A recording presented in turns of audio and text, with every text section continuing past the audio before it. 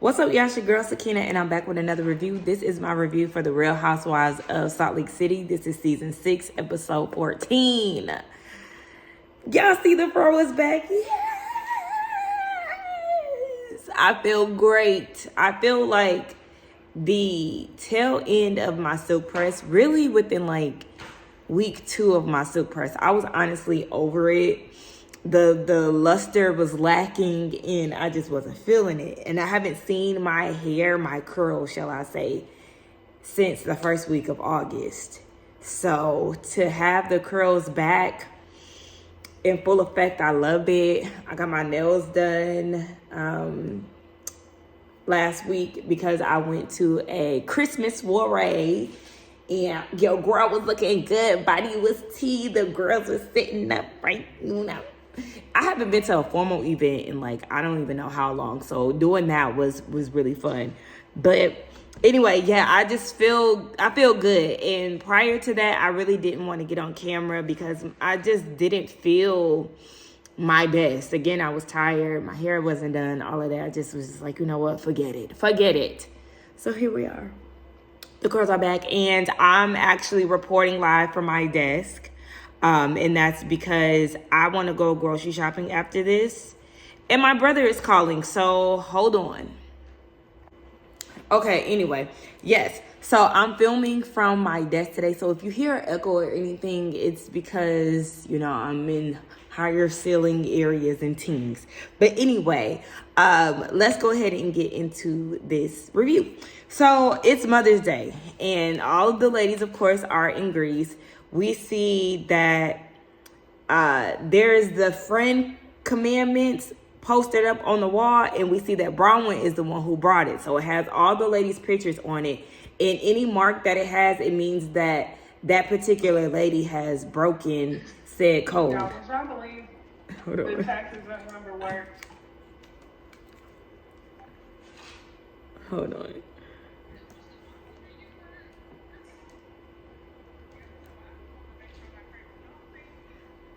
Okay, that really doesn't pertain to me. It's like a slow, it's like we're getting ready to wrap up our day at work. So I just want to go ahead and start this since I didn't have any work at the moment. But anywho, so any of the women that have the tally next to their name, that means that they have broken the commandment. And Bronwyn feels like this is a visualization of the ladies' behavior, and hopefully it'll motivate them to actually change. So she said anybody who has the least marks, they'll get a prize from her. And so far, Lisa is losing. Again, it's Mother's Day. The ladies don't have their kids, so a lot of them are outside, you know, having a conversation about it. Everyone with the exception of Meredith. Now, Heather is the true definition of fuck them kids, okay? Like, I had to make sure I was muted, okay?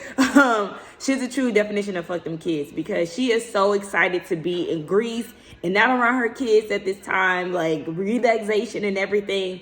It is it's her me era right now. That's what I'm trying to say. And for Brittany, it's more of a bittersweet situation because she hears the ladies and their stories and their relationships with their kids, and she's not in a good space with hers. Baby, that's because you left your kids for dead, okay?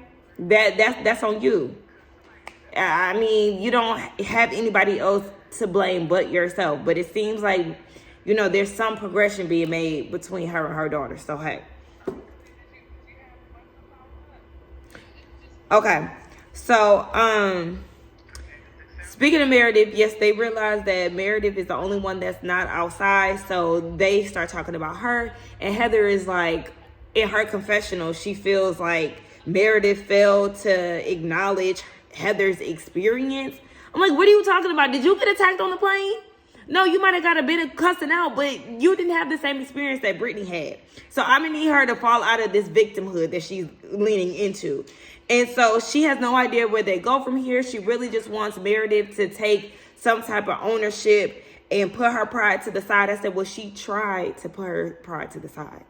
Her buying you the evil eye gift, her trying to reach out to you days prior to Greece, her trying to talk to you on the side in Greece. she has definitely tried to put her feelings to the side. She just didn't want to talk to you amongst the group. And like I said, I understand why Heather wouldn't want to talk to Heather one-on-one because, wouldn't want to talk to Meredith one-on-one because we know that she is capable of flipping the script. However, I'm not going to sit there and act like efforts weren't made on Meredith's part because she definitely has tried.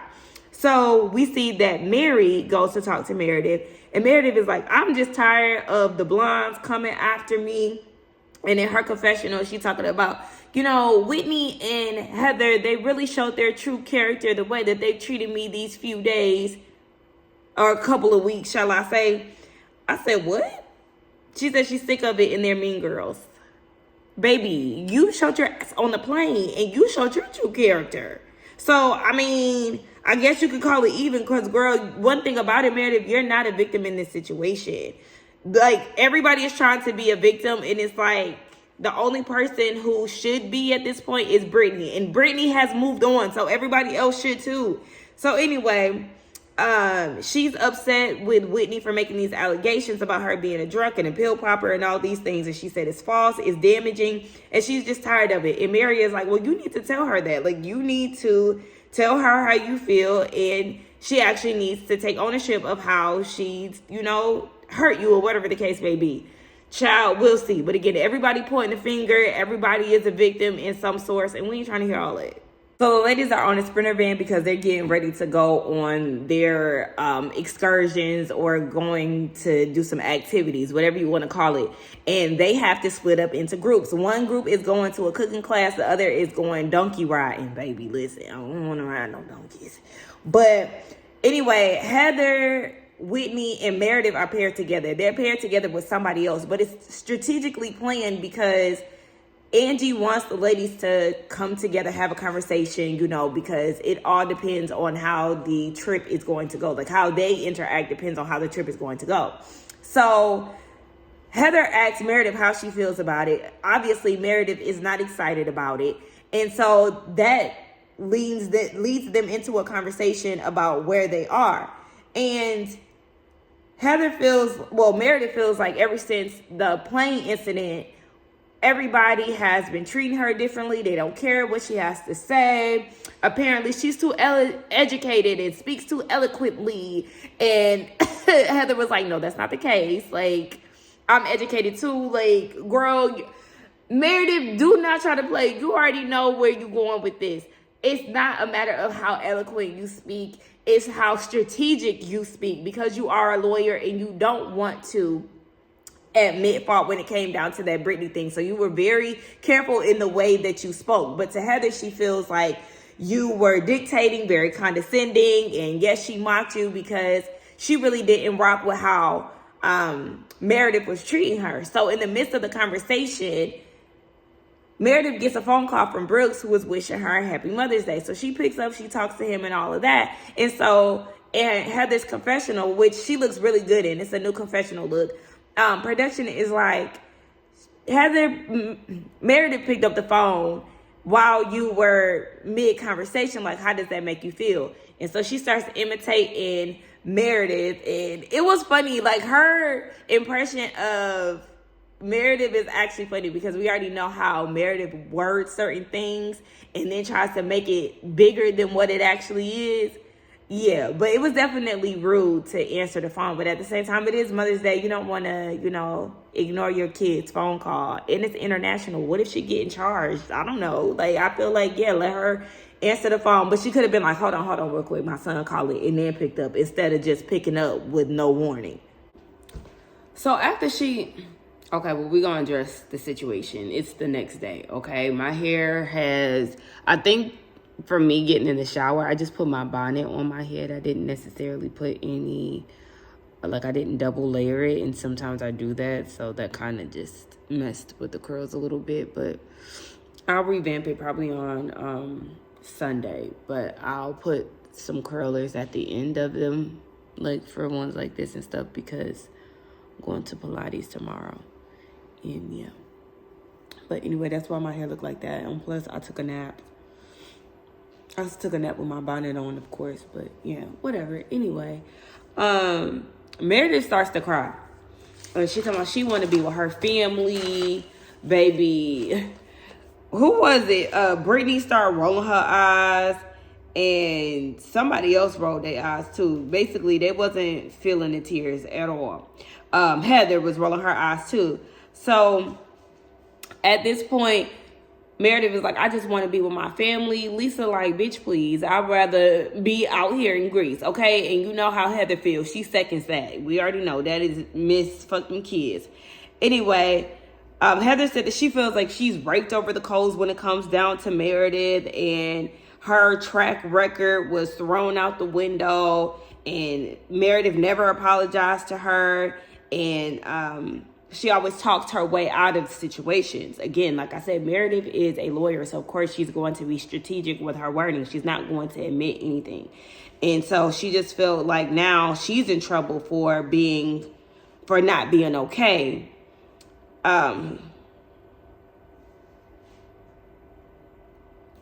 then Heather was like, I'm in trouble for you not being okay, when really I'm not okay. Heather, girl, please get away from me with this shit right here. Y'all, I got my notes today, okay? Because, again, Heather is on this victim type of time, and you're not a victim. You are the same one who told Meredith that she lost her privilege to cry and to speak about the Brittany situation. Like, girl, you haven't been the nicest person to Meredith, even though Meredith wasn't the nicest person to Brittany. Again, y'all are taking this situation and making it into your own. And I'm saying y'all speaking specifically to the blondes. Like, give it up already. So at this point, Meredith apologizes. And she was like, I don't know what else you want from me. And Heather was like, so is it, do you only have tension with me, or do you also have it with Whitney and Brittany? Girl, this is not your situation. Like, oh my gosh, at that point, I would stop talking to Heather. I would stop talking to her because we don't see Brittany chiming in the two situations that we've seen with them talking about this post Brittany getting her apology. We have not seen her chime in and say too much of anything. So I don't understand why bad weather is doing this. Like, y'all literally trying to make this situation go on and on and on, and it does not need to be prolonged. So Lisa is like, Meredith's feelings are hurt by Whitney. And she was like, you just need to say what you mean. Everybody is going around it. Like, say how y'all really feel about shit. And so Meredith feels like Whitney is spreading rumors and really projecting lies. Whitney's sitting there acting like she has no idea why Meredith feels the way that she feels. Lisa is being Meredith's spokesperson, but it's like, Whitney, stop trying to deflect with the whole Lisa talking for her situation. Whether or not Lisa is talking for Meredith, you know exactly why Meredith ain't fooling with you. Look, I've been congested, so I have to make sure it wasn't no bat in the cave, honey. But you know exactly why she don't fool with you. So all this dumb, I don't understand what. No, I want to hear from Meredith, bitch. You call her a pill popper, a liar, an alcoholic, and all these things. That's why she don't fool with you. So at this point, Meredith's not interested in the conversation. They get out the car to go to their excursion, and Meredith just walks away. And at that point, Bronwyn was like, let her leave, because Meredith is a part of the group with Bronwyn, Brittany, Heather, and Whitney. And she was like, yeah, I'm not even about to sit here and play with y'all. And I'm with Bronwyn. Look, let her walk away and let's enjoy our time. Okay, my bad. So that was actually Brittany who was basically like, girl, let her go off, because Bronwyn is on the donkeys with Angie, Lisa, and Mary. Yeah. But anyway, what was I getting ready to say? Child, Mary was not feeling getting on them damn donkeys. She was like, look, it's not enjoyable. I'm not really having a good time with this. I said, look at them donkeys going up the steps. Okay. But Angie said that for her dad actually used to get around on a donkey. That was his source of transportation as a child. And so it has a deeper meaning for her. She said that he would travel miles and miles, like 17 miles, to get food and things like that. And he would do it on foot. So I'm guessing he would put the load on the donkey once he got to his destination, and then walk back while the donkey walks with him and carries the things. If I'm not mistaken, that's what she explained. But nonetheless, you know, it's just another reminder how grateful she is to have the life that she lives, because now they drive Range Rovers and Porsches and, all these things. So even though it might not be enjoyable, it still is, a part of her father's Greek experience. So I understand it. Why was I sitting here talking to y'all the whole time and it wasn't even recording? That's so irritating. Anyway, so Meredith is roaming the streets of Greece. Baby, at one point she was about to get hit by a car. I said, girl, if you don't go back to where y'all was supposed to go, because she in a denim mini skirt with some kitten heel sandals, girl, no, go ahead back to where you need to be. And that's exactly what she did. She said she doesn't want to be there, but she don't have no choice. Otherwise, she's going to be stranded. So she went to the cooking class. So the host or the chef, he's super sweet. He sees Meredith. He greets her, all the stuff, offers her a glass of wine. So they get into the class.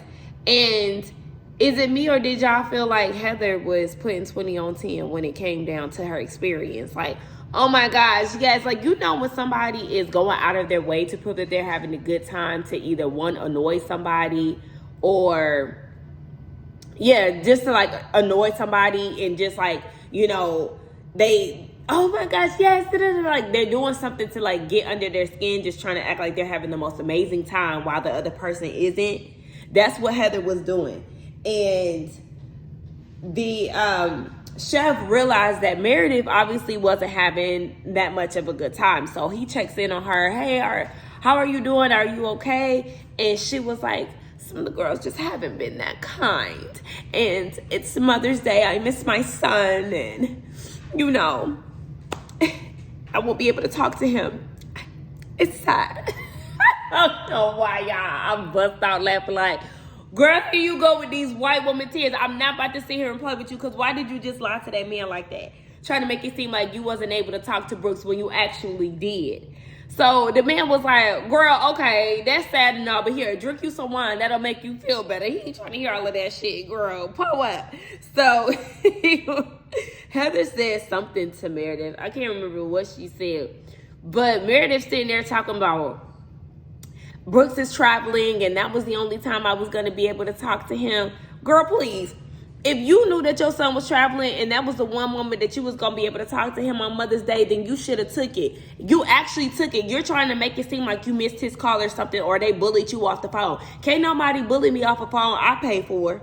Can't nobody rush me off the phone with my kid, especially on Mother's Day. I'm going to do what I want to do regardless of whatever. So you sitting there trying to act like you a victim and all of that. Girl, please, Meredith, we ain't even about to sit here and play, because here you go lying and putting 20 on 10. And here come Brittany. Well, I haven't talked to my kids in 3 years. Shut your ass up. Shut up. Because at the end of the day, that's by choice. Don't act like that was out of your control. You chose dick over your kids, and that's the reason why your relationship is so strained. Them fake ass tears that Meredith is putting together because she couldn't talk to Brooks is something that you can't muster up, because you simply don't have those emotions when it comes to those kids. You're blocked, baby, okay? The only thing that's going to move you is a penis. So I'm going to need you to not chime in when it comes down to it, because, yes, Meredith is putting on. Now, Brittany did clock Meredith in her confessional. She said that she is crying and using this as a way to deflect from answering any further questions that the ladies have, because you are in the hot seat, Meredith. So I agree with Brittany, but, girl, them fake tears is something that you can't produce, because you just don't feel like that for your kids, and that's just that. You're not qualified to say nothing about kids. You're not, because again, this is all something that you chose to do. But yeah, just like Brittany said too, Meredith, girl, you can't even put on a brave face for the chef. You tearing the mood down. Now the other ladies that's riding donkeys is trying to figure out what's going on. They hope that the ladies of the cooking class is having a good time. Baby, they're not. They're not. And so of course they get into the whole Meredith situation, and Angie is like, Meredith needs to take ownership of her actions, and you, Lisa, need to stop taking up for her and talking for her, because she wants you to do that. Like, no, I'm gonna need you to step back and let Meredith handle these situations, because she's leaning on you to talk her way out of it.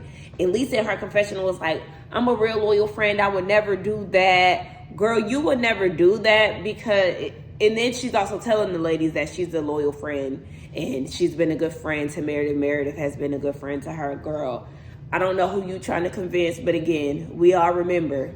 We all remember. I don't even need to say it. We all remember. So at that point, that was what it was. But Meredith is saying that she's worried for Meredith. Something seems off. Okay. So the rest of the ladies that were on the donkey ride, they joined the ladies to eat. So, you know, they're all happy and stuff like that. And Mary is like, so was there a resolve? Did y'all talk? Like, what's going on? And Heather was like, well, Meredith is, you know, sad about Mother's Day. You want to share with the class? And so Meredith is like, you know, I'm just tired because Brooks is traveling. And so, so when she says that, Heather said, join the club. I don't know why I cracked up when she said that. Bitch, you got too much bass in your motherfucking voice. I'm gonna need you to tone it down, but I'll bust out laughing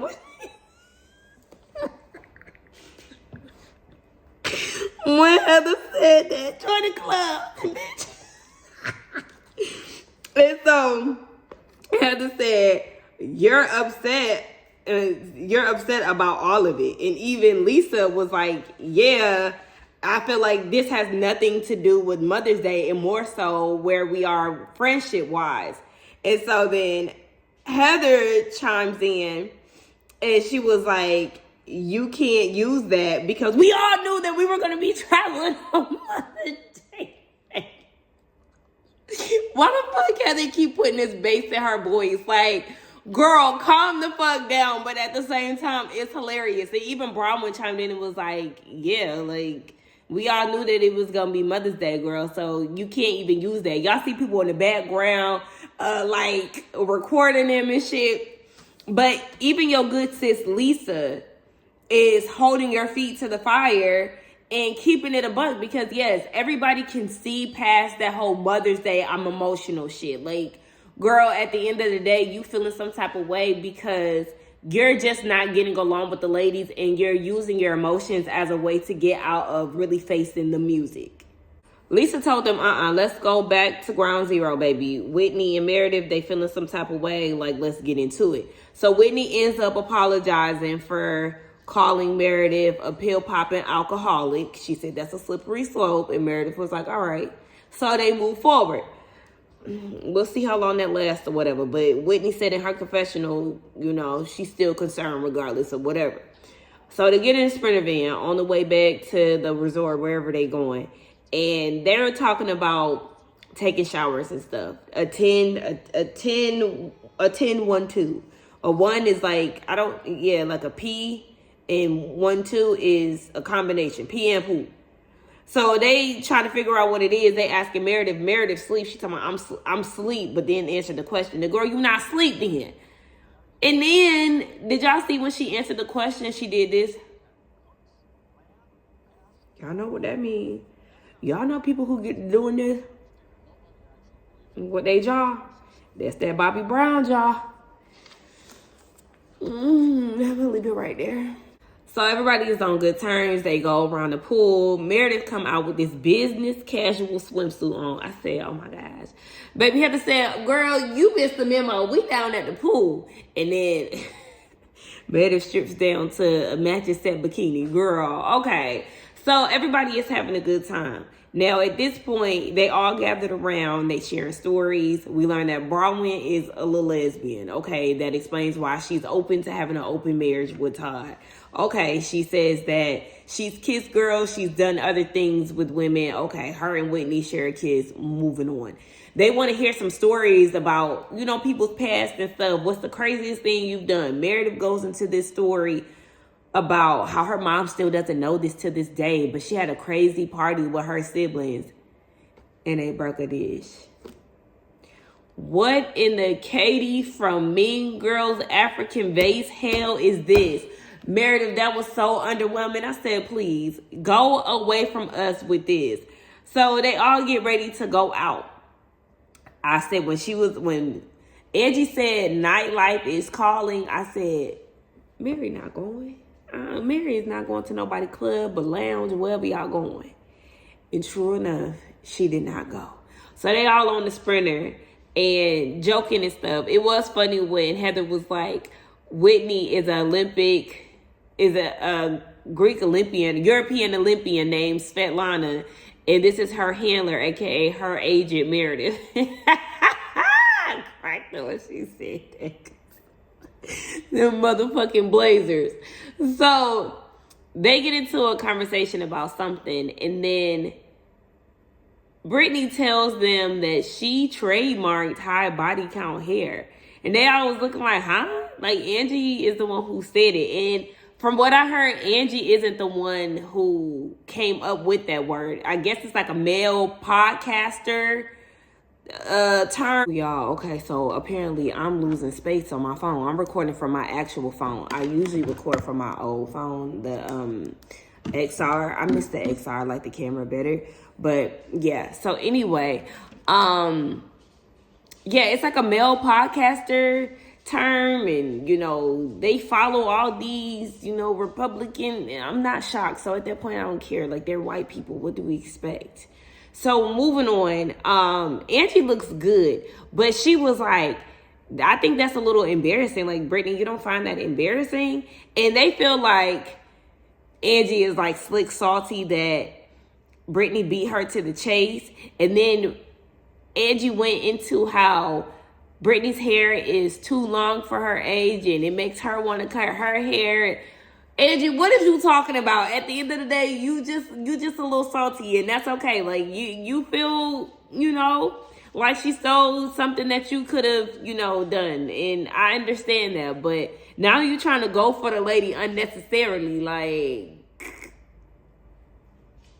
So they get to the restaurant or whatever, and Angie is still feeling salty, baby. Like, I still just feel like it's embarrassing that you did that. But before they get into that, Bronwyn said that her and Meredith are going into business together. They're doing a flask with a straw, but it looks like a purse or whatever. So it's called like Ting Ting Ting. I don't have to make an announcement. It's basically like a play off of how Brittany is, because even Angie said in her confessional, the only thing that Brittany has said line-wise is ting, ting, ting, when she always making like a stupid announcement. Like, high body count is associated with Angie. So Angie was like, yeah, it's just weird that you said that, like that you went and trademarked that. And Brittany started trying to make it seem like it was something that she said. It's not something you said, because even Bronwyn and Meredith, like the lady started to chime in like, no, it is weird. Lisa said it was weird too. And at that point, they start talking about her hair and stuff, and Brittany feel like Angie is jealous of her hair. Maybe her hair doesn't curl or something like that. I don't think that Angie is jealous of the way Brittany looks or anything of the sort. I think she does feel a bit slighted, and she, you know, is salty that Brittany went and trademarked it or whatever. But Whitney was like, hey, let's stop trying to go in on people's appearance and stuff like that. Like, y'all don't like it when it's done to y'all. I got high body count outfit on, low body count hair. Like, let's focus on being in Greece and having a good time. So they moved on. What y'all think? Y'all think it's weird that Brittany did that? I think it is a little strange, because it wasn't your word. She was like, yeah, but it was said to me. But it's not your word. Like, it's not your word. So that's like, I was gonna say that's like Nene trademarking who said that, and she wasn't there for that.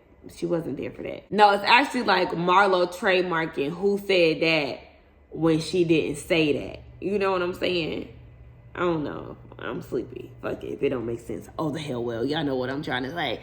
But anyway, that was the end of the episode. Let's get down in the comments and talk. Do not forget to like, comment, subscribe to my channel, and I will see y'all in the next one. Y'all, I'm going to lay down. I'm tired. It's Friday night, and I just want to be in the bed. Hype the video. Bye.